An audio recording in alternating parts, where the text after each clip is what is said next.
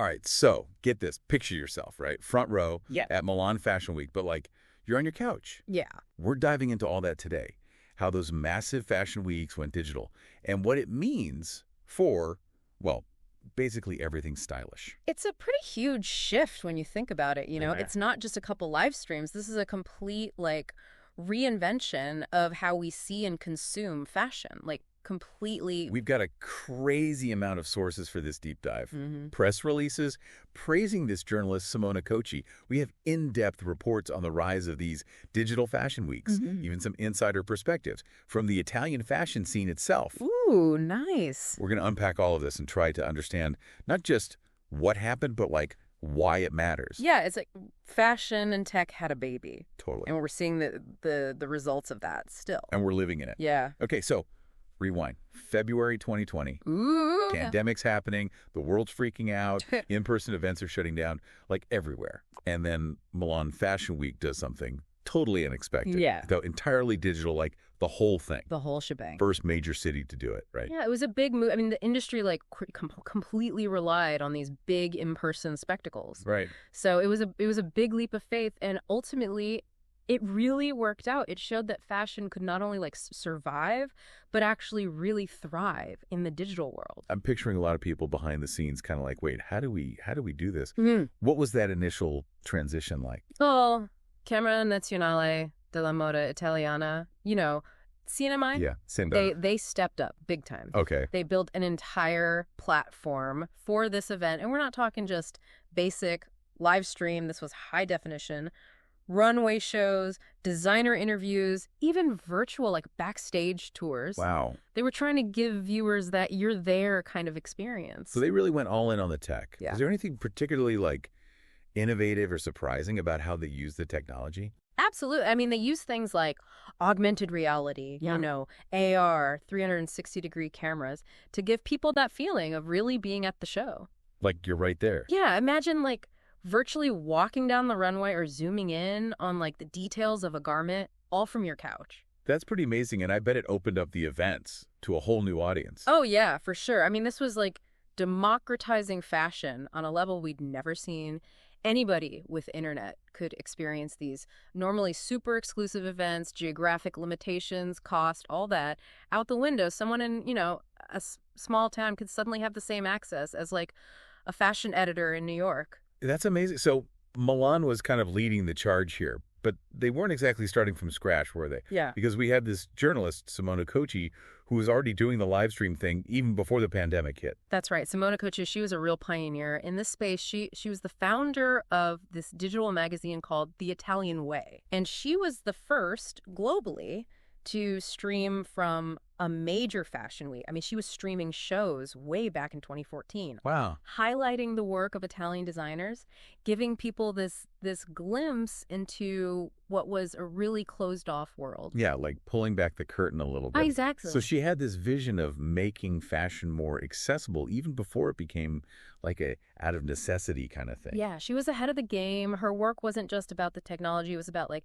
changing who gets to participate in fashion and how those stories are told. You know, it's really fascinating to see how her early efforts sort of paved the way for the larger shift we saw with the digital fashion weeks during the pandemic. Like she planted the seed and then the pandemic kind of forced the industry to water it and help it grow. That's a good way to put it.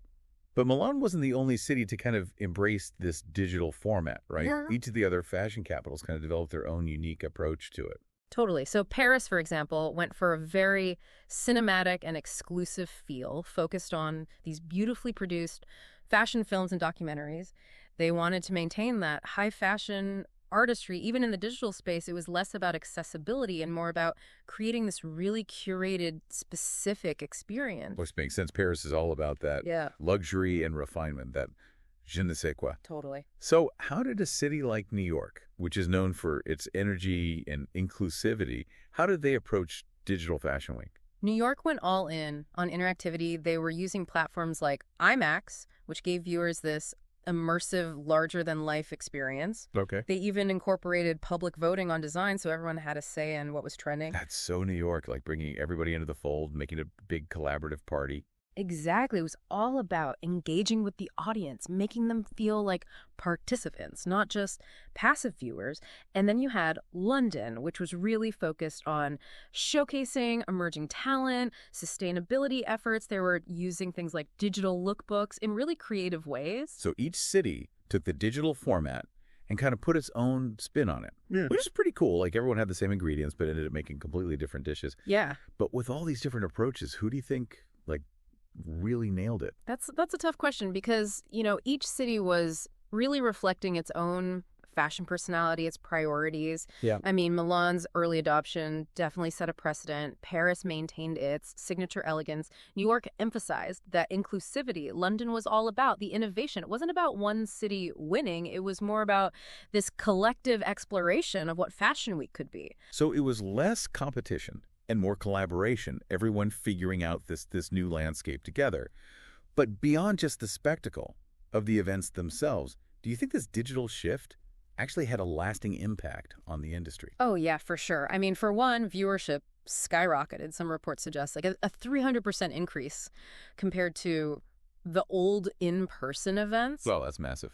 Yeah. So suddenly, designers and brands are reaching a much wider audience, people who might never have had the chance to attend a physical show. Yeah, and that must have changed how designers think about their collections, knowing more people are going to see it. Absolutely. They knew that their work was being seen by this global, digitally savvy audience. Yeah. So they started incorporating elements that would translate well online, bold colors, intricate details, even digital embellishments, all with the goal of really captivating viewers on screens of all sizes. So it wasn't just about putting on a show, it was about creating an experience designed for this digital audience. Exactly. And that is a huge change. Huge change. Were there any other impacts beyond the reach and the aesthetics of it all? Oh, yeah. I mean, one of the biggest outcomes was this increased focus on sustainability. Okay. With less travel required for everyone, the carbon footprint of these events was significantly reduced. And I'd imagine that shift towards digital presentations also led to less waste Oh, yeah. in terms of physical sets, Right. samples Those materials, yeah. that go into these crazy runway productions. Exactly. The need to create those Right. physical sets and transport huge quantities of clothes, it diminished, leading to a more eco-conscious approach to Fashion Week. So going digital actually ended up having a positive impact on the environment. It did. Pretty cool. But what about those people who thrive on the energy of being there in person? The buzz of the crowd, the excitement of seeing those clothes up close. Was something lost in this transition to digital? It's a valid question, and I think there's definitely a certain magic to being there that's hard to replicate digitally. But the digital format also opened up this whole new realm of possibilities. It allowed for creativity and innovation in ways we hadn't seen before. It's not about replacing those in-person events. It's about complementing, enhancing them with these digital elements. Exactly. It's about creating this hybrid experience that combines the best of both worlds. Yeah. It gives people options. So it's like this digital disruption really shook things up in a good way. But where do we go from here? Is this hybrid model the future of Fashion Weeks? It really seems that way. And with technology evolving so quickly, the potential for creating even more immersive and engaging digital experiences, it's just going to grow. So what kind of tech are we talking about? Well, think augmented reality Yeah. for virtual try-on so you can see how that dress looks on you without leaving your house, blockchain technology to verify designs, combat counterfeiting, even AI to personalize your whole Fashion Week experience based on your style. So the future of fashion is going to be personalized, interactive, and maybe a little bit mind-blowing. Yeah, It's a lot to take in. it is. But before we dive into the specifics, let's take a moment Yeah. to kind of reflect on what we've learned so far. It's easy to get caught up in the technology, but what's really interesting here is the impact this shift has had on accessibility and sustainability. It shows that innovation can be a really powerful force for positive change. I like that it's not just about the clothes or the tech. It's about using those tools to create a more inclusive and responsible fashion industry. But I have to admit, I'm still wrapping my head around this whole digital fashion thing. We've been talking about digital fashion weeks. Right.